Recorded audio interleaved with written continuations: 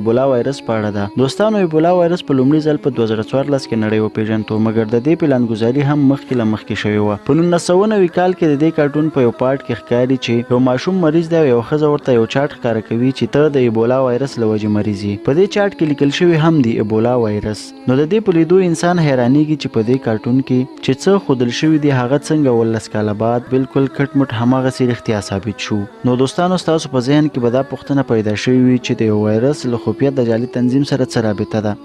نو په یاد ولرئ چې دا د دوايانو ټولو لوی کمپنیانې د یهودو دي او پریمیسنس تنظیم ټول خلک هم یهود دي. نو دا د دوايانو کمپنیانې داسې مرضونه وایرسونه لیبارټریانو کې جوړوي چې علاج په نړۍ کې له هیڅ بلې کمپنۍ سره نه وي. اوله دا مرضونه په دنیا کې خوروي او په لکونه بېګناه انسانان پرې له منځه وړي او بیا یې دا کمپنیانې د دې مرض دوايانې په نړۍ په لوړ قیمت پلوري او همداسې یوه لوبه اوس د کورونا وایرس په بڼه له دنیا سره ولوبوله.